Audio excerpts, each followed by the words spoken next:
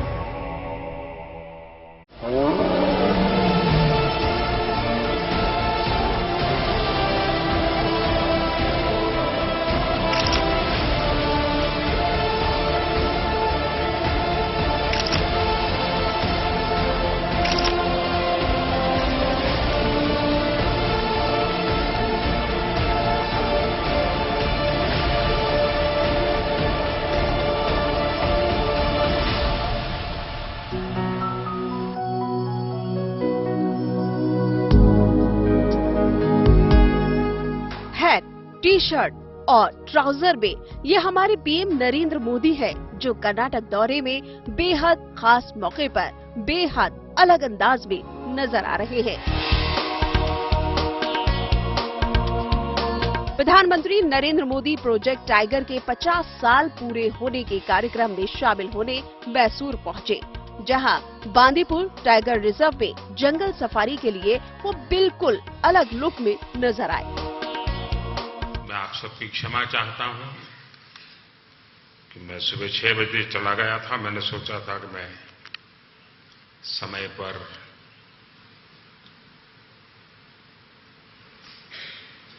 जंगलों का भ्रमण करके वापस आऊंगा, लेकिन मुझे 1 घंटा आने में ही देर हो गई।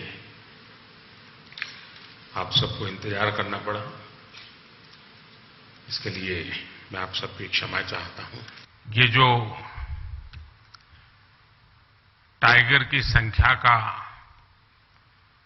आंकड़ा हमने छुआ है, जो देखा है, हमारा ये परिवार का विस्तार हो रहा है, ये गौरवमय पल है। मैं आप सबसे आग्रह करता हूं, इन टाइगर के सम्मान में अपने स्थान खड़े होकर के हम टाइगर को स्टैंडिंग ओवेशन दें। कड़ी सुरक्षा के बीच पीएम मोदी का काफिला बांदीपुर टाइगर रिजर्व पहुंचा। सरकारी जीप में पीएम मोदी बेहद दिलचस्पी से पूरे सफर का मजा लेते हुए नजर आए। बांदीपुर टाइगर रिजर्व में वो खुली जीप में घूमे। बांदीपुर टाइगर रिजर्व की सीमा से ही लगा है तमिलनाडु का मधुमलाई टाइगर रिजर्व, जहां मशहूर थेप्पाकड्डू एलिफेंट कैंप है। थेप्पाकड्डू एलिफेंट कैंप में पीएम मोदी ने हाथियों को गन्ना खिलाया और उनके महावत से बात भी की। यहाँ पीएम मोदी ने बोमन और बेल्ली से भी मुलाकात की और हाथी रघु को भी प्यार किया। ये तीनों वही हैं जिनकी कहानी ऑस्कर विजेता डॉक्यूमेंट्री एलिफेंट विस्परर्स में दिखाई गई है।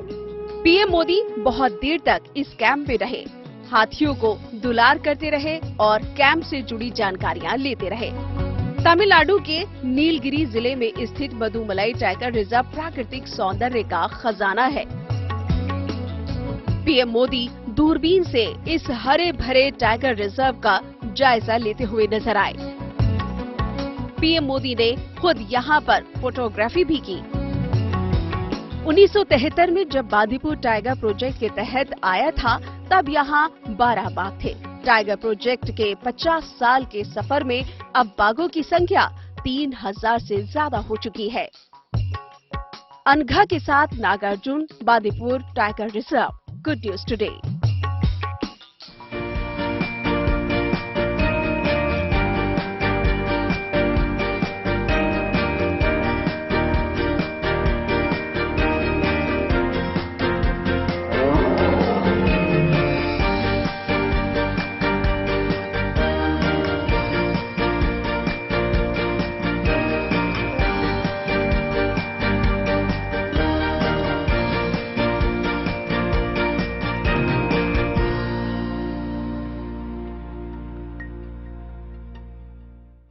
जिंदगी का सफर सुहाना हो, इसके लिए सावधान रहना जरूरी है। रोजमर्रा के आपाधापी में कुछ देर बैठकर सोचना समझना भी जरूरी है कि आपके आसपास क्या हो रहा है और जो कुछ हो रहा है उससे हमारी जिंदगी, हमारा परिवार कैसे प्रभावित हो सकता है। इसलिए हॉर्न बजाकर बाखबर करने वाली खबर जरूरी होती है। और आज की ये खबर ऑनलाइन शॉपिंग में फर्जी वेबसाइट्स के जरिए हो रही लूट से जुड़ी है। आजकल छोटी से छोटी चीज के लिए ऑनलाइन शॉपिंग का चलन है, क्योंकि इसमें सुविधा है और बचत भी।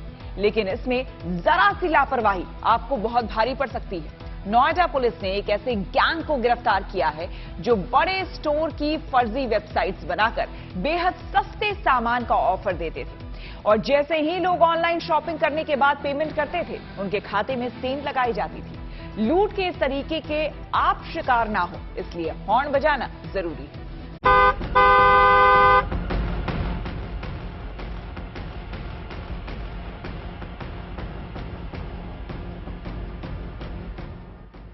वो दिन गए जब बाजार में जाने पर आटे दाल का भाव पता चलता था। अब तो बस एक क्लिक की जरूरत है। भाव के साथ वैरायटी का पता भी चल जाता है और थोड़ी देर में आटा दाल दुकान से चलकर घर तक पहुंच जाता है। कैसे होएगा मेम साहब? आलू नहीं, कांदा नहीं, मसाला नहीं, खीरा भी नहीं। अब खिचड़ी बनाएगा तो सब खींच करेगा ना। इंटरनेट वाले मोबाइल फोन ने शॉपिंग का पैटर्न ही बदल दिया है। कपड़े हो या कॉस्मेटिक्स या फिर राशन का सामान, इनकी खरीदारी के लिए कई बड़े स्टोर्स हैं जो ऑनलाइन शॉपिंग का ऑप्शन देते हैं। यानी इनकी वेबसाइट पर जाकर ऑर्डर किया और सामान घर पर हाजिर। ऑनलाइन शॉपिंग का क्रेज इसलिए भी बढ़ा है क्योंकि यहाँ अच्छा खासा डिस्काउंट मिल जाता है। लेकिन इस नए पैटर्न की जो परेशानी है उसे भी समझना जरूरी है। साइबर अपराधी बिग बास्केट या ऐसे ही दूसरे बड़े ब्रांड्स की फर्जी वेबसाइट बना रहे हैं और इसके जरिए लोगों के खातों में सेंध लगा रहे हैं। दिल्ली से सटे नोएडा में एक गैंग ने इसी तरीके से आम लोगों से करोड़ों की ठगी की। इसलिए जरूरी है कि वेबसाइट के फर्जीवाड़े पर सावधानी वाला हॉर्न बजाया जाए। पहले आपको बताते हैं कि नोएडा से इस ठगी को कैसे अंजाम दिया गया।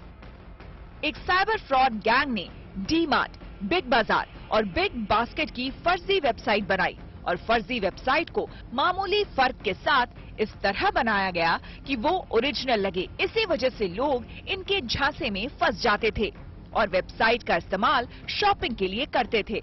इसके साथ ही वेबसाइट्स पर लोगों को डिस्काउंट और बेहद सस्ती कीमत पर प्रोडक्ट्स ऑफर किया जाता था। इसकी वजह से भी लोग उनके जाल में आसानी से फंस जाते थे। जाहिर है लोगों ने फर्जी वेबसाइट्स को बिग बास्केट या बिग बाजार की ओरिजिनल वेबसाइट समझा। वहां सस्ते प्रोडक्ट देखकर वो खुद को शॉपिंग के लिए रोक नहीं पाए। पहले सामान ऑर्डर किया और फिर उसकी पेमेंट भी कर दी। साइबर फ्रॉड गैंग को बस इसका ही तो इंतजार था। जैसे ही लोग पेमेंट करते, आरोपी उनके क्रेडिट कार्ड या डेबिट कार्ड की डिटेल्स एक्सेस कर लेते। बाद में इसका इस्तेमाल करके बैंक अकाउंट से पैसे उड़ा लिए जाते। इस तरह इस गैंग ने मशहूर ऑनलाइन शॉपिंग ब्रांड की फेक वेबसाइट बनाकर लोगों से करोड़ों रुपए की ठगी की। दिलचस्प बात यह है कि इनमें से कई स्टोर की वास्तव में कोई ऑनलाइन वेबसाइट नहीं है, फिर भी लोग फर्जी वेबसाइट के झांसे में आ गए। जब कुछ केस पुलिस के पास पहुंचे तो तहकीकात शुरू हुई और साइबर हेल्पलाइन टीम ने नोएडा से 6 आरोपियों को धर दबोचा। पता चला कि आरोपियों ने न सिर्फ नोएडा बल्कि दिल्ली एनसीआर के कई लोगों को अपना शिकार बनाया था। लेकिन इस गैंग के पकड़े जाने का ये मतलब नहीं कि खतरा हमेशा के लिए खत्म हो गया है। मुमकिन है कि ऐसे कई ठग या ठगों का गैंग आपके खाते में सेंध लगाने के फिराक में हो। इसलिए आपका बेहद सावधान रहना जरूरी है। किसी वेबसाइट पर शॉपिंग करने से पहले उसकी स्पेलिंग और दूसरी डिटेल्स जरूर चेक करें और अपने कार्ड डिटेल्स को किसी भी वेबसाइट पर सेव करके ना रखें। खुद भी सतर्क रहें और दूसरों को सावधान करने के लिए हॉर्न बजाएं। Bureau report, good news today. फर्जी वेबसाइट्स के जरिए ऐसे फर्जीवाड़े को कैसे अंजाम दिया जाता है और इससे बचने के लिए क्या सावधानियां बरतनी चाहिए, इसे समझने के लिए हमने बात की साइबर एक्सपर्ट अमित दुबे से। फर्जी ई कॉमर्स वेबसाइट बनाकर क्रेडिबल नाम से लोगों को ठगना, ये बहुत पुरानी मोडस ऑपरेंडी है। इस बार डीमार्ट और जो बिग बाजार की वेबसाइट बनाकर लोगों को सस्ते प्रोडक्ट ऑफर किए गए। लोग उस वेबसाइट पर भरोसा कर लेते हैं, पैसे ट्रांसफर भी कर देते हैं, लेकिन उनको प्रोडक्ट मिलता नहीं। ये एक बहुत कॉमन तरीका है, कई सालों से हो रहा है। खास तौर से जब कोई फेस्टिवल सीजन होता है तो ऐसी वेबसाइट बहुत बढ़ जाती है और जो भी ये बड़े बड़े ब्रांड हैं उनके नाम पर वेबसाइट, सिमिलर वेबसाइट खुलने लगती है जो दिखती बिल्कुल वैसे ही है और उसके आगे पीछे कोई एक्स्ट्रा वर्ड डाल देंगे, जैसे कि चीप सेल bigbazaar.com या सेल वर्ड डाल दिया या डिस्काउंट वर्ड डाल दिया डिस्काउंट bigbazaar.com करके, और उसके बाद लोगों को वो अलग अलग चैनल से भेजा जाता है, ग्रुप्स के थ्रू, सोशल मीडिया के थ्रू। कई बार लोग को ईमेल भी आती हैं और उसमें वो लोग भरोसा कर लेते हैं कि अरे इसमें 50% डिस्काउंट पर ये मिल रहा है, 80% डिस्काउंट पर ये मिल रहा है, और लोग उस पर पैसे भी ट्रांसफर कर देते हैं। ध्यान रखें, कोई भी ऐसी वेबसाइट जो आपको किसी भी चैनल से, मार्केटिंग चैनल से भेजी गई है, उसको क्लिक ना करें, उस पर भरोसा ना करें। यदि आपने कोई प्रोडक्ट खरीदना है, खुद वो वेबसाइट ढूंढें गूगल पर और खुद टाइप करें। किसी लिंक के द्वारा ओपन की गई कोई भी वेबसाइट ऑथेंटिक होगी, क्रेडिबल होगी, इसकी कोई गारंटी नहीं। इसको जब तक आप अलग अलग चैनल के थ्रू वेरीफाई ना कर लें, पैसे तो कभी ट्रांसफर ना करें।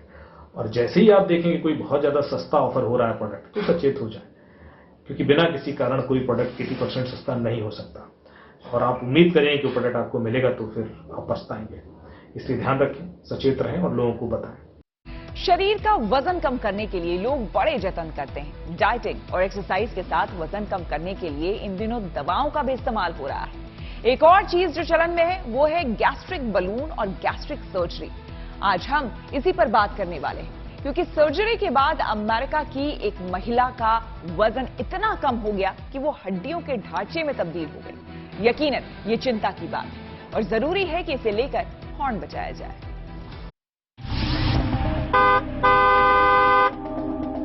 इन लोगों को हमारे सपने का साइज नहीं दिखा, सिर्फ हमारा साइज दिखा। वजन जरूरत से ज्यादा है तो हर तरह की समस्या है।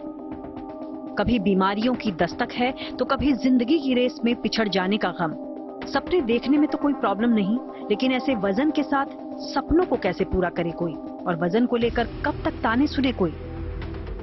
तो इसके बाद वजन कम करने की कवायद शुरू होती है, लेकिन डाइटिंग और एक्सरसाइज से वेट कंट्रोल हो जाए कोई जरूरी नहीं है। और जब बेहिसाब वजन हो तो ये तरकीबें भी यकीनन काम नहीं आती। फिर इसके लिए नए रास्ते तलाशे जाते हैं।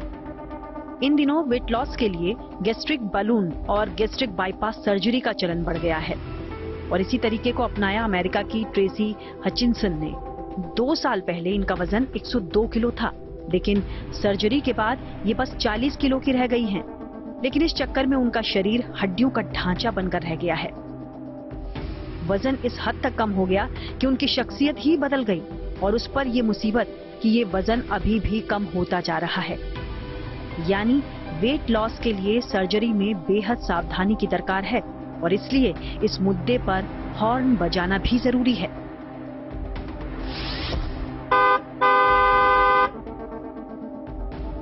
पहले आपको बताते हैं कि ये पूरा मामला आखिर क्या है। वाशिंगटन की रहने वाली ट्रेसी की उम्र 52 साल है। 2 साल पहले इनका वजन 102 किलो हुआ करता था। वजन कम करने के लिए ट्रेसी ने पहले डॉक्टर की सलाह से गैस्ट्रिक बलून का तरीका आजमाया। इससे उनका वजन लगभग 12 किलो कम हुआ, लेकिन जैसे ही उसे पेट से हटाया गया वजन वापस बढ़ गया। इसके बाद ट्रेसी ने गैस्ट्रिक बाईपास सर्जरी कराई, जिससे उनका वजन 60 किलो तक आ गया। इस दौरान उन्होंने शादी की, मां बनी, लेकिन उनका वजन घटता रहा। हालात ये हुए कि सर्जरी के 1 साल बाद भी ट्रेसी का वजन घटते हुए 40 किलो हो चुका है। ऐसा लगता है कि सिर्फ त्वचा और हड्डियां बची हैं। इस तरह ट्रेसी को सर्जरी भारी पड़ गई है। अब यहाँ आपका ये समझना भी जरूरी है कि गैस्ट्रिक बलून और गैस्ट्रिक सर्जरी क्या होती है। गैस्ट्रिक बलून में सिलिकॉन रबर से बने एक नरम, चिकने और टिकाऊ गुब्बारे को मुंह के माध्यम से एंडोस्कोप के जरिए पेट में डाला जाता है। इसकी वजह से खाने की क्षमता कम हो जाती है और पेट भरा हुआ लगता है। इसलिए खाने पर कंट्रोल हो जाता है। इस बलून को 6 महीने बाद निकाल दिया जाता है, जबकि गैस्ट्रिक बाईपास सर्जरी कर पेट पे एक छोटी सी थैली बना दी जाती है। ये थैली बहुत कम खाने से भी भर जाती है, जिससे पेट भरा हुआ सा लगता है और इस तरह कम खाने से काम चल जाता है और नतीजतन वेट कम हो जाता है। लेकिन आसान सी नजर आने वाली ये सर्जरी असल में काफी बड़ी होती है। मोटापा कम करने के लिए या सुंदर दिखने के लिए सभी इसका इस्तेमाल नहीं कर सकते। डॉक्टर हर केस की बारीकी से जांच करते हैं और जोखिम को समझते हैं। अगर सब कुछ ठीक है तभी ये सर्जरी की जाती है, लेकिन इस मामले में जरा भी लापरवाही हुई तो लेने के देने पड़ सकते हैं। ट्रेसी हचिंसन का मामला इसकी मिसाल है। मसला सिर्फ सर्जरी नहीं है, बल्कि वजन कम करने के लिए आजकल वेट लॉस पिल्स और वेट लॉस ड्रिंक्स जैसी चीजें भी मार्केट में हैं। लेकिन ऐसे तरीके जिंदगी भर के लिए परेशानी भी दे सकते हैं। इसलिए जरूरी है कि इस मामले में लोगों को सावधान करने के लिए हॉर्न बजाया जाए।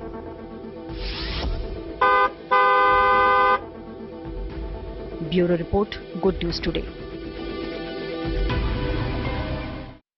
गैस्ट्रिक बलून या सर्जरी क्या है और इसे लेकर एहतियात बरतने की जरूरत क्यों है, इसे हमने समझा रोजवॉक हॉस्पिटल के डॉक्टर रजत गोयल से।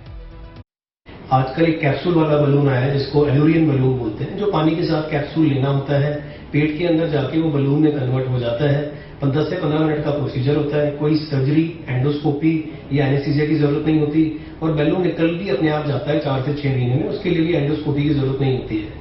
तो इसका कोई सच कोई साइड इफेक्ट नहीं है। बहुत रेयर केसेस में जिनकी पहले पेट की सर्जरी हो रखी है या फिर जिनको हाइपटस हर्निया और पेट का कुछ हिस्सा चेस्ट में गया हुआ है, उन केसेस में हम ये बलून नहीं डाल सकते हैं। या फिर उन केसेस के अंदर जो कि ब्लड थिनर ले रहे हैं या फिर जो स्लीप एपनिया की वजह से पंप लगाया हुआ है, उसके अंदर भी हम ये बलून सिलेक्टेड केसेस में ही डालते हैं। अदरवाइज ये बहुत सेफ बलून है। इस बलून को डालने के बाद आपका ऐसा लगता है कि छोटा सा बच्चा एक पेट में आ गया है, तो ब्रेन को सिग्नल जाता है कि पेट भरा हुआ है, तो आदमी खाना कम खाता है, क्वांटिटी ऑफ डाइट पे कंट्रोल आ जाता है। अगर आप क्वालिटी ऑफ डाइट भी कंट्रोल कर लेते हैं तो आपका बहुत अच्छा वेट लॉस होता है।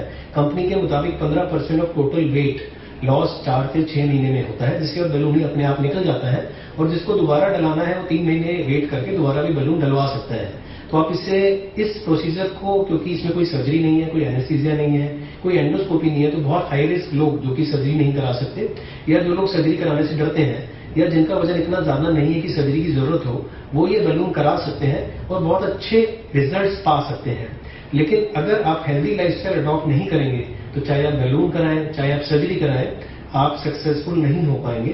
तो आपको हेल्दी लाइफस्टाइल तो अडॉप्ट करना ही है और बलून इसके अंदर बहुत आसानी से आपकी मदद कर सकता है। सोचिए, अगर आपके पास किसी सीनियर पुलिस ऑफिसर का फोन आए और वो कहे कि आपके खाते से टेरर फंडिंग के लिए ट्रांजैक्शन हुई है, तो यकीनन आप परेशान हो जाएंगे। लेकिन अगर इस झांसे में आ गए तो आपका खाता खाली हो सकता है। इसी तरीके का इस्तेमाल करके महाराष्ट्र में एक महिला इंजीनियर से लाखों रुपए की ठगी की गई। इसलिए जरूरी है कि ऐसे फर्जीवाड़े पर हॉर्न बजाया जाए।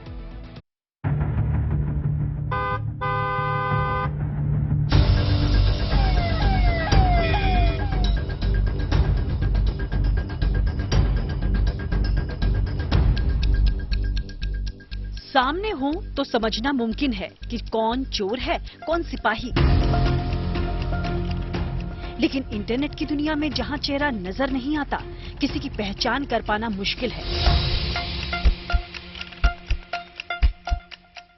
यहां कोई चोर पुलिस अफसर बनकर आपको कॉल कर सकता है, फर्जी वर्दी का रौब दिखाकर आपको डरा सकता है और फिर बड़ी आसानी से आपको लूट भी सकता है। इसी तरीके से महाराष्ट्र में एक महिला सॉफ्टवेयर इंजीनियर से टेरर फंडिंग का झांसा देकर लाखों रुपए लूट लिए गए। ये फर्जीवाड़ा आपके आसपास न हो, इसलिए सावधानी वाला हॉर्न बजाना जरूरी है। पहले आपको बताते हैं पूरा मामला क्या है। 27 मार्च को 31 साल की महिला इंजीनियर के पास मैसेंजर पर फोन आया। फोन करने वाले ने खुद को मुंबई पुलिस का डिप्टी कमिश्नर बताया और सबूत के तौर पर फर्जी आई कार्ड भी भेजा। इसके बाद उसने कहा कि महिला का आधार कार्ड और तस्वीर का गलत इस्तेमाल किया जा रहा है और अंतर्राष्ट्रीय टेरर फंडिंग के लिए उसके खाते से 6 ट्रांजैक्शन भी की गई हैं। जाहिर है महिला इंजीनियर टेरर फंडिंग की बात से डर गई, क्योंकि उसने यकीन कर लिया कि फोन करने वाला वाकई मुंबई पुलिस का सीनियर आईपीएस अफसर है। इसके बाद महिला ने वही किया जो उस फर्जी अफसर ने कहा था। फर्जी पुलिस अफसर ने खाते से हुए ट्रांजैक्शन की जांच के लिए रकम मांगी। 6 ट्रांजैक्शन के लिए करीब 6 लाख रुपए मांगे गए। महिला ने ये रकम 2 अलग अलग खातों में ऑनलाइन ट्रांसफर कर दी। जाहिर है डरी हुई महिला ने फोन करने वाले के बारे में जानने की कोशिश नहीं की। हालांकि ये ज्यादा मुश्किल काम नहीं था। अगर वो बैंक से अपने खाते की जानकारी मांगती तब भी अपने साथ हो रहे फर्जीवाड़े को समझ जाती, लेकिन उसने बगैर सोचे समझे 6 लाख रुपए फोन करने वाले के खाते में डाल दिए। हालांकि उसे बाद में अंदाजा हुआ कि उसके साथ ठगी हुई है और तब उसने एफआईआर दर्ज कराई। पुलिस उन खातों की जांच करने और आरोपी की तलाश में जुटी है, लेकिन ऐसी ठगी आपके साथ ना हो इसलिए सावधान जरूर रहिए और दूसरों को सावधान करने के लिए हॉर्न बजाइए। Bureau report, good news today. नकली ऑफिसर बनके कोई आपके खाते में सेंध लगा सकता है, लेकिन इस ठगी को कैसे अंजाम दिया जाता है और इससे कैसे बचा जा सकता है, ये समझने के लिए हमने बात की एक्सपर्ट अमित दुबे से। पुलिस वालों को इम्पर्सोनेट कर लोगों को कॉल करना और उनसे पैसे मांगना, ये बहुत पुरानी मोडस ऑपरेंडी है। अक्सर लोगों को साइबर सेल के नाम से भी कॉल आ जाते हैं कि आपका कोई यूट्यूब पर वीडियो पड़ा हुआ है और वो इस तरह का है जो टेक डाउन करना है और उसके लिए पैसे मांगे जाते हैं, या आपकी कोई वीडियो रिकॉर्डिंग ऐसी है पर्सनल, ऑब्सीन, प्राइवेट, और उसके नाम पर उनको धमकी दी जाती है कि आपके पास सिर्फ 2 घंटे हैं, 1 घंटे हैं टेक डाउन के लिए और इतना पैसा दीजिए और वैसे कीजिए। लोग डर कर पैसा दे देते हैं। यहाँ पर मामला थोड़ा सा और आगे गया कि एक लड़की के अकाउंट से कुछ ट्रांजैक्शन दिखाकर ये बोला गया कि वो टेररिस्ट फंडिंग हुई है उसके अकाउंट से और उसकी वेरिफिकेशन के नाम पर उससे पैसे मांगे गए। चूंकि कॉल एक आईपीएस को इम्पर्सोनेट किया गया था तो लोग डर जाते हैं और उस डर में उसने पैसे दे दिए। देखिए, कभी भी आपको किसी फोन पर इस तरह का कोई कॉल आए या मैसेज आए या कोई कम्युनिकेट करने की कोशिश करे तो घबराएं नहीं, क्योंकि ये एक बहुत पुरानी मोडस ऑपरेंडी है और इसमें आपको हमेशा वेरिफिकेशन प्रॉपर करना है कि वो नंबर है कौन, कहाँ का है। उसके लिए सिंपल से टूल्स हैं। आप ट्रू कॉलर पर भी जाके देख सकते हैं, आप गूगल भी कर सकते हैं और तुरंत किसी और माध्यम से उस व्यक्ति से संपर्क करें, क्योंकि पैसे ऐसे ऑनलाइन कभी कोई नहीं मांगता है और ना ही किसी फोन पर आपसे पैसे मांग सकता है। ये सिर्फ डराकर कोई क्रिमिनल ही कर सकता है। तो इसलिए यदि ऐसा कुछ हो रहा है तो तुरंत सचेत हो जाएं और इस पर कभी भी कोई पैसे का ट्रांजैक्शन ना करें। वैसे आपको बता दें कि फर्जी अफसर बनकर लोगों को चूना लगाने का ये कोई पहला मामला नहीं है। अक्सर ऐसे मामले सामने आते हैं जहां पुलिस या फिर आर्मी की वर्दी पहनकर लोगों से ठगी की जाती है। लेकिन कुछ दिन पहले एक ऐसा फर्जीवाड़ा सामने आया कि लोग चौंक गए थे। किरण पटेल नाम का एक आदमी जो कि जम्मू कश्मीर में गिरफ्तार किया गया था, जो फर्जी पीएमओ अफसर बनकर लोगों की आंखों में धूल झोंक रहा था। किरण पटेल खुद को पीएमओ का एडिशनल डायरेक्टर बताता था। Z+ सिक्योरिटी और बुलेट प्रूफ एसयूवी के साथ चलता था और 5 स्टार होटल में रुकता था। इतना ही नहीं, पीएमओ का अधिकारी बनकर उसने कई जगहों की यात्राएं की। कश्मीर के कई वीडियो उसने ट्विटर पर शेयर किए थे जिसमें वो सीआरपीएफ के जवानों के साथ नजर आ रहा था। कुल मिलाकर उसने बड़ी सफाई के साथ धोखा दिया। मुमकिन है कि इस दौरान उसने कुछ लोगों से ठगी भी की हो, लेकिन हैरत की बात यह है कि इस दौरान किसी को उस पर कोई शक नहीं हुआ। हालांकि अगर उसका आई कार्ड देखा जाता और वेरीफाई किया जाता तो उसे पहले ही पकड़ा जा सकता था। बहरहाल, ऐसे ठगों से बचने के लिए जरूरी है कि आप सावधान रहें, बड़ी पोस्ट या रौबदार अंदाज के झांसे में ना आए। जब तक तसल्ली ना हो जाए उनसे अपनी बैंक डिटेल या फिर रकम उन्हें ना दें। न्यूज पथ पर आगे पब्लिक होर्डिंग पर दिल्ली से जुड़ी एक अच्छी खबर। दिल्ली की सड़कों पर फिर से बाइक टैक्सी शुरू होने की उम्मीद जगी है। आपको बता दें कि एक मीडिया रिपोर्ट के मुताबिक दिल्ली सरकार जल्द ही एक नई एग्रीगेटर पॉलिसी लेकर लागू करने जा रही है, जिसके बाद फिर से बाइक टैक्सी चलाने का रास्ता साफ हो जाएगा। दिल्ली के परिवहन मंत्री कैलाश गहलोत ने अंग्रेजी अखबार टाइम्स ऑफ इंडिया को बताया कि दिल्ली में नई एग्रीगेटर पॉलिसी कुछ महीनों में लागू हो सकती है। इस पॉलिसी में दिल्ली की सड़कों पर बाइक टैक्सी चलाने का भी प्रावधान किया गया है। दिल्ली सरकार ने इसी साल फरवरी में राजधानी में ओला, उबर और रैपिडो की बाइक टैक्सी सर्विस पर रोक लगाने का आदेश जारी किया था। दिल्ली सरकार के आदेश का उल्लंघन करने पर बाइक टैक्सी चलाने वाले ड्राइवर्स के खिलाफ कानूनी कार्रवाई की गई थी। रिपोर्ट के अनुसार दिल्ली ट्रांसपोर्ट डिपार्टमेंट के एक वरिष्ठ अधिकारी ने कहा कि नई पॉलिसी के तहत इलेक्ट्रिक बाइक को प्राथमिकता दी जाएगी और इलेक्ट्रिक वाहन वाले एग्रीगेटर्स को इलेक्ट्रिक बाइक टैक्सी चलाने की अनुमति दी जाएगी। पॉलिसी के तहत बाइक टैक्सी ड्राइवर को पुलिस वेरिफिकेशन के बाद एक कमर्शियल सर्विस बैच दिया जाएगा। उसके बाद बाइक टैक्सी में इस्तेमाल होने वाले दोपहिया वाहन को पीले कमर्शियल नंबर प्लेट जारी होंगे।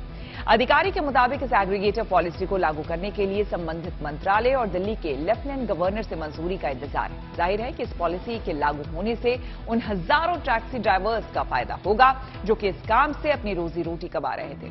वहीं उन यात्रियों को भी फायदा होगा जो कैब के मुकाबले बाइक टैक्सी से कम पैसों में सफर कर रहे थे। रुक करते हैं प्रगति मार्ग का, जहां ऐसी खबरें हैं जो कि देश की तरक्की, प्रगति और लोगों की काबिलियत दिखाती है। जिंदगी में आगे बढ़ने का हर कोई सपना देखता है, मगर सपने उसी की हकीकत में तब्दील होते हैं जो उनको पाने के लिए जमीन पर पूरी लगन और ईमानदारी से काम करता है। आज ऐसे एक शख्स की बात करते हैं जिन्होंने अपनी लगन और मेहनत के दम पर पंजाब डिजिटल लाइब्रेरी बनाई। आपको बताते हैं चंडीगढ़ की इस डिजिटल लाइब्रेरी को तैयार करने के पीछे की आखिर सोच क्या रही।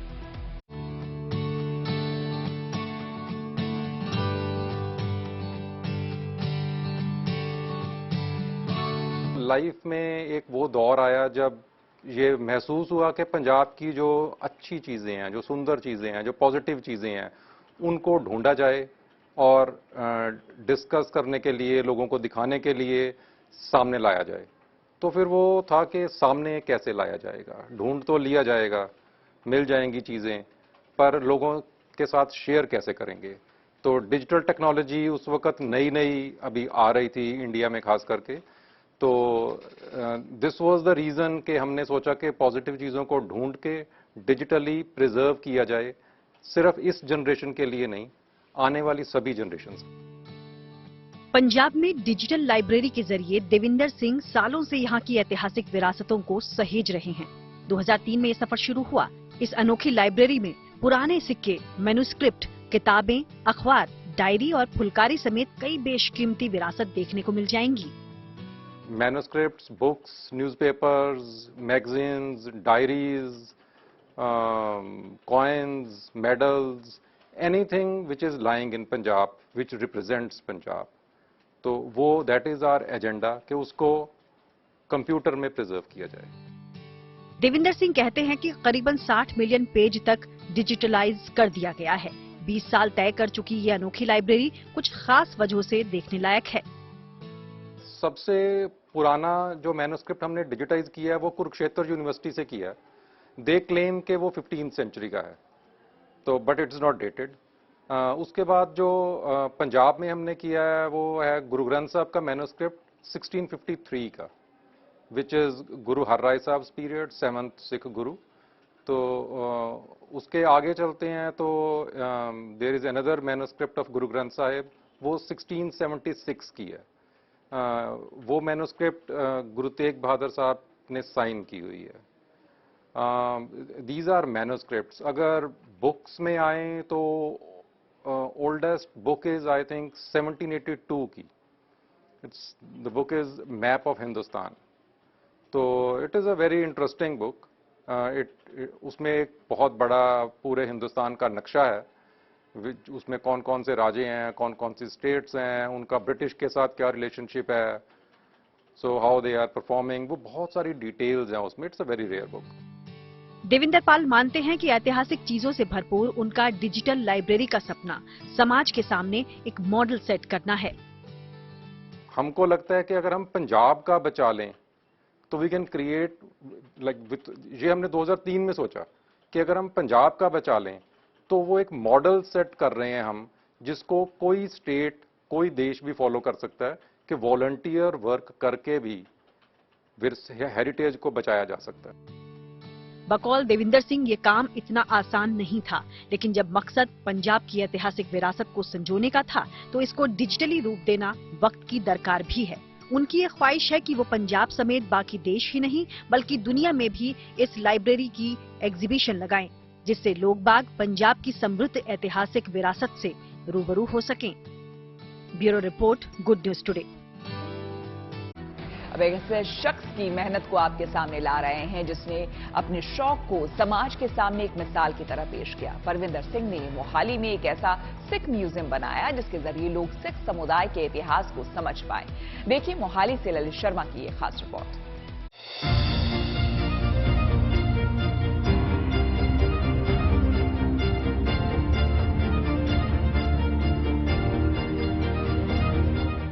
ये मूर्तियां अपने आप में खास हैं क्योंकि इनका इतिहास भी खास है।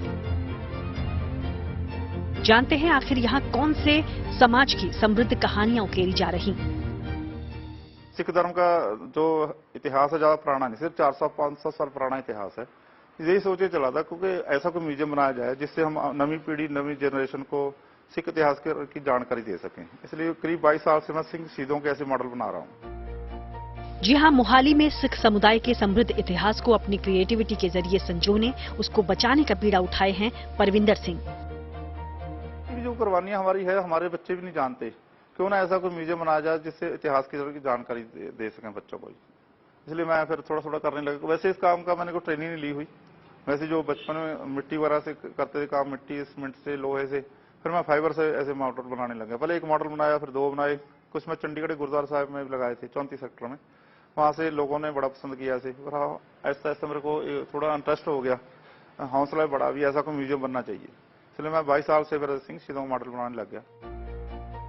परविंदर सिंह कहते हैं कि उनकी ये मूर्तियां फाइबर से बनी हैं, जिनको बनाने में उन्हें परिवार का साथ तो मिला ही, बल्कि कुछ और सहयोगी भी इस काम में पूरी मेहनत से लगे हैं। फाइबर ग्लास के बने हुए हैं जी। बाकी जो फिनिशिंग वगैरह से एमसील वगैरह करते हैं, बाकी जो इसके अंदर पेंटिंग हुई हाथ से होती है सारी है। कपड़े वगैरह जो असली हैं, जो दाढ़ी वगैरह लगी वो भी असली है, वो मेरी वाइफ वगैरह लगाती है इसके ऊपर। बचपन से ही परविंदर सिंह को मूर्तियां बनाने का शौक रहा। भले ही पेशा उनका स्कूटर मैकेनिक का था, बावजूद इसके अपनी कला को उन्होंने मरने नहीं दिया, क्योंकि मकसद सिख समुदाय की कहानियों को लोगों तक पहुंचाना जो था। इस म्यूजियम में आपको महाराजा रणजीत सिंह के अलावा सिख समुदाय में हुए कई वीर सपूतों के स्टैचू आपको मिल जाएंगे, जिनको बनाने में ही काफी मेहनत और खर्चा लग जाता है।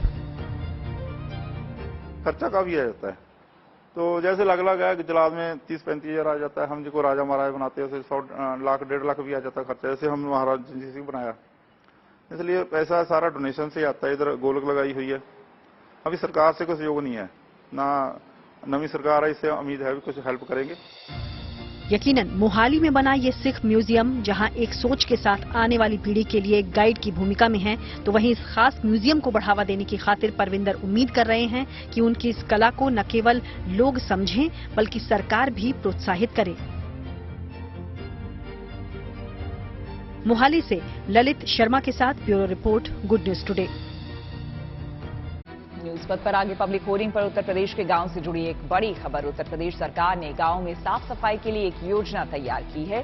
यूपी सरकार गांव में स्वच्छता बनाए रखने के लिए स्थानीय लोगों और सफाई कर्मियों को जरूरी ट्रेनिंग देगी। सरकार की ओर से जारी बयान में कहा गया है कि गांव के लगभग 83,000 लोगों को स्वच्छता की ट्रेनिंग दी जाएगी। ट्रेनिंग पाने वालों में गांव के प्रधान और ब्लॉक मोटिवेटर्स से लेकर पंचायत असिस्टेंट शामिल होंगे। इन सभी को 20 जिला पंचायत संसाधन केंद्रों और लखनऊ के पंचायती राज ट्रेनिंग इंस्टीट्यूट में ट्रेनिंग दी जाएगी। स्वच्छ भारत मिशन के दूसरे चरण में राज्य की 25,145 ग्राम पंचायतों को कवर किया जाएगा। इस मिशन के तहत 43,242 राजस्व गांव को कवर करने का लक्ष्य रखा गया है। इस दौरान सूखे और गीले कचरे को मैनेज करने के बारे में अभियान लॉन्च किया जाएगा। स्वच्छता की ट्रेनिंग देने के लिए हर एक ट्रेनिंग सेंटर पर 6 मास्टर ट्रेनर नियुक्त किए गए हैं। इन मास्टर ट्रेनर को पंचायत राज निदेशालय पर ट्रेनिंग दी गई है। सोशल अड्डा में अगला मुद्दा नई फिल्म आदि पुरुष से जुड़ा है, जो कि रिलीज से पहले ही विवादों में घिरती जा रही है। फिल्म के पहले पोस्टर पर कोई विवाद के अब नए पोस्टर पर भी विवाद छिड़ गया है। डायरेक्टर ओम राउत की फिल्म के नए पोस्टर में एक्टर प्रभास और सनी सिंह राम और लक्ष्मण की भूमिका में धोती पहने हुए हैं और धनुष बाण लिए हुए हैं। वहीं फिल्म के पोस्टर में सीता बनी एक्ट्रेस कृति सनन अपना सिर ढके साधारण साड़ी पहने हुए हैं। इसके अलावा हनुमान की भूमिका में नजर आ रहे एक्टर देवदत्त हाथ जोड़कर जमीन पर घुटनों के बल झुककर बैठे हुए हैं। रामनवमी के दिन जारी हुए इस पोस्टर पर विवाद बढ़ा। अब पुलिस तक ये पहुंच गया है। मुंबई में फिल्म के डायरेक्टर, प्रोड्यूसर और स्टार कास्ट के खिलाफ एफआईआर दर्ज कराई गई है। संजय दीनानाथ तिवारी नाम के सनातन धर्म प्रचारक ने मुंबई के साकिनाका पुलिस स्टेशन में आदि पुरुष के पोस्टर को लेकर शिकायत दर्ज कराई है। बॉम्बे हाई कोर्ट के वकील आशीष राज और पंकज मिश्रा के जरिए दर्ज कराई गई इस शिकायत में आरोप लगाया गया है कि आदि पुरुष के नए पोस्टर से लोगों की धार्मिक भावनाएं आहत हुई हैं। शिकायत में कहा गया है कि फिल्म आदि पुरुष मर्यादा पुरुषोत्तम भगवान राम के जीवन पर बनी है, लेकिन इसमें भगवान राम को हिंदू ग्रंथ रामचरितमानस से अलग दर्शाया गया है। शिकायतकर्ता का आरोप है कि फिल्म के पोस्टर में रामायण के सभी चरित्र बिना जनेऊ पहने दिखाई दिए, जो कि हिंदू सनातनी धर्म में विशेष महत्व रखता है। फिलहाल इस पोस्टर को लेकर आईपीसी के सेक्शन 295A, 298, 534 के तहत एफआईआर दर्ज कराई गई है। इसी साल 16 जून को रिलीज होने वाली ये फिल्म फिलहाल कानूनी पचड़े में फंसती नजर आ रही है। इस केस पर सोशल मीडिया पर भी कई यूजर्स अपनी प्रतिक्रियाएं दे रहे हैं। सोचिए, कॉलेज में पढ़ने वाले युवाओं को रोमांस करने के लिए ब्रेक मिले तो कैसा हो, यकीन करना मुश्किल है। लेकिन ऐसी अनोखी योजना दुनिया की सबसे बड़ी आबादी वाले चीन में शुरू की गई है। दरअसल चीन की सरकार गिरती बर्थ रेट से काफी परेशान है और इसे बढ़ाने के लिए कई तरह की योजनाएं चला रही है। चीन की सरकार के राजनीतिक सलाहकारों ने जन्म दर बढ़ाने के लिए कई सिफारिशें की, जिन पर अमल किया जा रहा है। इनमें एक योजना नए शादीशुदा जोड़ों को 1 महीने की पेड लीव देने की है। लेकिन चीन में बर्थ रेट बढ़ाने के लिए अब एक नई योजना कॉलेज में पढ़ने वाले छात्रों के लिए लाई गई है। एक रिपोर्ट के अनुसार चीन के कुछ कॉलेजों में प्यार की तलाश पूरी करने के नाम पर छात्रों को 1 हफ्ते की स्पेशल छुट्टी दी गई है। चीन में फैनमेई एजुकेशन ग्रुप के 9 कॉलेजों में से एक मियायांग फ्लाइंग वोकेशनल कॉलेज ने पहली बार 21 मार्च को स्प्रिंग ब्रेक की घोषणा की है, जिसमें कॉलेज स्टूडेंट्स के रोमांस पर विशेष ध्यान दिया गया है। इसी तरह बाकी के कॉलेजों ने भी 1 अप्रैल से 7 अप्रैल के बीच रोमांस के लिए छुट्टी का ऐलान किया है। कॉलेज प्रशासन ने कहा है कि इस तरह के ब्रेक के दौरान स्टूडेंट्स पहाड़ों पर जा सकते हैं, जिससे उनके अंदर प्रेम की भावना विकसित होगी। ब्रेक के बाद स्टूडेंट्स जब कॉलेज में लौटेंगे तो उनके पढ़ने लिखने की क्षमता में भी सकारात्मक असर होगा। रिपोर्ट के मुताबिक कॉलेज स्टूडेंट्स को यह स्पेशल ब्रेक चीन की सरकार के निर्देश पर दिया गया है। बताया जा रहा है कि कॉलेज प्रशासन के ये प्रयास चीन में जन्म दर को बढ़ावा देने के लिए है। चीन में युवाओं को दिए जा रहे इस रोमांस ब्रेक को लेकर भारतीय युवा क्या सोचते हैं? सोशल अड्डा में हमने कुछ लोगों से बात की, सुनिए उनकी राय। दुनिया भर में सबसे ज्यादा आबादी वाले देश चीन में बर्थ रेट इतनी गिर गई है कि अब सरकार ने तरह तरह की पहल करना शुरू कर दिया है। पहल भी कुछ इस तरह कि अगर आप वहां बच्चे पैदा करते हैं तो आपको कुछ बेनिफिट्स मिलते हैं। लेकिन अब इस कड़ी में एक नया फैसला लिया गया है। दरअसल कुछ चीनी कॉलेजों में बच्चों को स्प्रिंग मौसम में 1 हफ्ते की छुट्टी दी जाएगी। इस छुट्टी से वो प्रकृति के करीब जाएंगे। वहीं दुनिया भर में मीडिया इसे कुछ इस तरह से देख रही है कि ये बच्चों को प्यार करने के लिए दिए जाने वाला 1 हफ्ते का ऑफ होगा। इसे बच्चे कैसे देखते हैं, भारत में स्टूडेंट इस फैसले को कैसे देखते हैं, हम बच्चों से ही बात करेंगे। अच्छा ये बताइए, चीनी सरकार ने इस तरह का फैसला लिया है, कुछ कॉलेज में इसको इम्प्लीमेंट भी किया गया है, जहां 21 मार्च से बच्चों को छुट्टी भी दी गई और कॉलेजों में भी अब दी जाने लगी है। आप इस फैसले को कैसे देखती हैं as a student? As a student अगर इंडिया के पर्सपेक्टिव से देखें तो इंडिया में तो पॉपुलेशन वैसे ही बहुत ज़्यादा है, तो सबसे पहले इंडिया में जॉब्स अगर हों तो पॉपुलेशन ज़्यादा होने का फ़ायदा है। लेकिन आजकल यहाँ पर बच्चे जो हैं वो स्कूल से ही इंडिया में अपना पार्टनर ढूंढना स्टार्ट कर देते हैं। तो अगर चीन की बात की जाए तो उनकी पॉपुलेशन कम है, तो उनके लिए अच्छा फैसला है कंपेयर टू इंडिया। पहली बात तो ऐसे तो पार्टनर मिलता नहीं है। दूसरी बात ये कि अगर उन्होंने ये फैसला लिया है तो ऑब्वियसली प्रपोर्शन बढ़ाने के लिए लिया है, क्योंकि इंडिया में तो ऑलरेडी इस साल तक प्रपोर्शन हमारी बहुत ज़्यादा क्रॉस कर जाएगी। तो मे बी उनको कंपटीशन भी होगा और स्टेट से कि हमारा और कंट्री से भी कि हमारा नहीं, हमारी पॉपुलेशन और ज़्यादा होनी चाहिए। तो उन्होंने मे बी यंगस्टर्स को इसके लिए चुना। मे बी वो मैरिड कपल्स को भी चुन सकते थे, पर यंगस्टर्स को उस पर चुनना क्योंकि उनको लगा कि फनी वो थोड़े होते हैं कि स्कूल टाइम से इन चीज़ों के बारे में सोचते हैं, तो उनके लिए एक टाइम भी होगा कि इस चीज़ पे वो जाएं और इस चीज़ के बारे में सोचें और इजीली हमारी पॉपुलेशन इस पे बढ़ सकती है। तो मुझे ये इनका लग रहा है। बाकी और कुछ भी हो सकता है, वहाँ पे कोई बड़ी बात तो है नहीं ये। और हाँ, इंडिया में अगर होता तो यहाँ के लिए बड़ी बात होती। मेरे ख्याल से कि अगर हम इंडिया के पर्सपेक्टिव से देखते हैं तो चाइना में तो ये सब चीज़ें कॉमन है, तो वहाँ पर अगर ये फैसला लिया गया है तो आई थिंक इसमें कुछ इतना बड़ा नहीं है। लेकिन हाँ, अगर इंडिया में होता तो इसका आई थिंक बहुत बड़ा इशू या कुछ बना देते। और इंडिया में सबसे पहली बात जॉब्स की बहुत ज़्यादा कमी है इंडिया में अगर ये डिसीजन लिया जाता सो आई थिंक ये वर्कआउट नहीं करता, इसके लोग अगेंस्ट होते। और जैसे कि हमारी यहाँ पर थोड़ी मेंटालिटी भी इंडियंस की थोड़ी वैसी रहती है, सो और पहले से यहाँ पर बाय स्कूल से ही लोग अपना पार्टनर ढूंढने लगते हैं, जो आजकल की यंग जनरेशन कर रही है। सो आई थिंक ये फैसला मेरे हिसाब से इंडिया के पर्सपेक्टिव से ठीक नहीं होता, वहाँ के लिए कॉमन है। चीन का हमेशा से कंट्रोवर्शियल चीज़ों में मतलब बयान देना या कुछ भी करना बहुत कॉमन है, तो उन्हें मेरे हिसाब से ये जनता पे ही छोड़ देना चाहिए कि उन्हें बर्थ रेट कैसे बढ़ानी है। उसके लिए उन्हें छुट्टी की ज़रूरत ऐसी कोई खास है नहीं। मतलब ये तो पार्टनर ढूंढना और प्यार करना, ये तो मतलब उसके लिए एक दिल से कनेक्शन होना चाहिए ना। कोई उसके लिए हमें 1 हफ्ते की छुट्टी दे दी जाए, ये तो एक अल्टीमेटम टाइप हुआ ना। तो उसमें एकदम से कोई कैसे पार्टनर ढूंढ सकता है? मेरे हिसाब से ये इंडिया में तो वर्क नहीं करेगा, वहाँ उन्होंने पता नहीं क्या सोच के। और मध्य प्रदेश से जुड़ी एक अच्छी खबर, मध्य प्रदेश सरकार ने राज्य में बच्चों की शिक्षा को और बेहतर बनाने के लिए पीएम श्री स्कूल बनाने का फैसला किया है। मध्य प्रदेश कैबिनेट सरकार ने राज्य सरकार ने 730 पीएम श्री स्कूल बनाने को मंजूरी दे दी है। ये स्कूल केंद्र सरकार की योजना के तहत देश भर में विकसित किए जा रहे हैं। 14,500 पीएम श्री स्कूल में शामिल होंगे। इन स्कूलों में राष्ट्रीय शिक्षा नीति के तहत कक्षा 1 से 12वीं तक के छात्रों को अच्छी शिक्षा देने की व्यवस्था होगी। जानकारी के मुताबिक इस योजना के तहत राज्य के 52 जिलों में 104 और 313 ब्लॉक में 626 स्कूल अपग्रेड किए जाएंगे। पीएम श्री स्कूलों को बनाने का 60% खर्च केंद्र सरकार और 40% खर्च राज्य सरकार उठाएगी। इन स्कूलों के संचालन में हर साल 277 करोड़ से ज्यादा का खर्च आएगा, जिसमें राज्य सरकार को 110 करोड़ रुपए देने होंगे। पीएम श्री स्कूलों के लिए केंद्र की तरफ से 5 साल तक का आर्थिक मदद मिलेगा, जिसके बाद स्कूलों को चलाने की पूरी जिम्मेदारी राज्य सरकार की होगी।